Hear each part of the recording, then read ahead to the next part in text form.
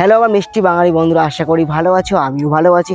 আজকের একটা নতুন এপিসোড। আজকের এপিসোডে পটল চাষ কীভাবে রোপণ করতে হয়, কীভাবে চাষের সার প্রয়োগ করতে হয়, সব কিছু চাষি ভাইয়ের মুখ থেকে শুনবো। তিনি কতটুকু জমিতে চাষ করেছেন, আর বাজার মূল্য কেমন আছে, আর কী কী সার প্রয়োগ করছে, সব কিছু চাষি ভাইয়ের মুখ থেকে শুনবো। তো ভিডিওটা ভালো লাগলে অবশ্যই শেয়ার করবেন, আর এভাবে আমাকে সাপোর্ট করবেন। আপনাদের ভালোবাসা অবশ্যই আমার প্রয়োজন, আপনাদের ভালোবাসা ছাড়া আমি এগোতে পারবো না। তো ভিডিওটা সবাই দেখবেন, আর কীভাবে চাষ করতে হয় সবকিছু চাষিভাইয়ের মুখ থেকে শুনবো। তো চলুন।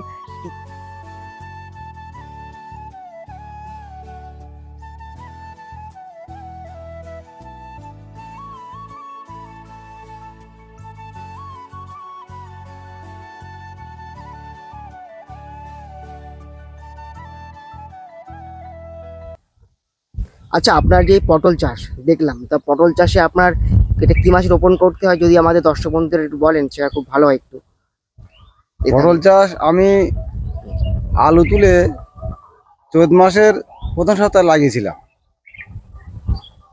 তারপরে দিন 15 পরে চারা বেরোনোর পরে গাছের গোড়ায় খোল, শিকড়া ওষুধ এবং ফিউডন কিছু রাসায়নিক সার দিয়ে গোড়া বেঁধে দেই।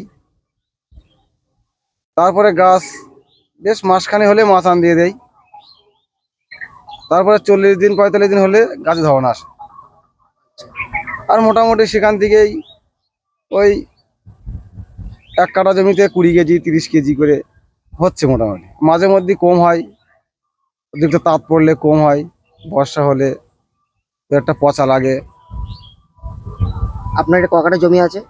আমার একটা 15 কাঠা জমি আছে। আচ্ছা, কোনো কটায় জমিতে মানে মানে কতটা করে পটল উঠছে? 15 কাঠা জমিতে আমি মোটামুটি সপ্তাহে 6 মণ 7 মণ পেয়েছি। আচ্ছা আচ্ছা। আর এখন একটু কম, বর্ষার সময় একটু ফলনে কম আছে। এর আগে কদিন আগে একটু বেশি হয়েছিল। এখন ওই 4 মণ 4.5 মণ হচ্ছে। এখন বাজার মূল্য কেমন আছে? এখন বাজার মূল্য এই হাটবার দিন মোটামুটি 15 থেকে 20 টাকা বিক্রি হয়েছে ভালো পটল। আর নর্মাল পটল 10 থেকে 15। তো মোটামুটি লাভ হচ্ছে চাষ করে? চাষের লক্ষ্য করলে নিশ্চয়ই লাভ আছে, কারণ আমরা মোটামুটি নজর দিয়ে সবসময় লক্ষ্য রাখি, দেখাশুনো করি। আমার লস নেই, আমার মোটামুটি লাভ হচ্ছে। কম হোক বেশি হোক লাভ হচ্ছে। আচ্ছা, আমার এই দর্শক বন্ধুরা যারা দেখছে, যদি চাষ করতে চায় তারা চাষ করতে পারবে? চাষের সময় দিলে নিশ্চয়ই চাষ করতে পারবে তারা।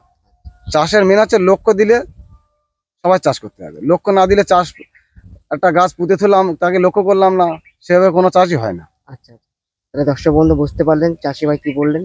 চাষ করতে গেলে আগে লক্ষ্যটা দিতে হবে, তার সম্বন্ধে জানতে হবে, তাহলে সেই সঠিক পদ্ধতিতে আপনি চাষ করতে পারবেন, অধিক ফলন করতে পারবেন। তো অনেক ধন্যবাদ আপনাকে।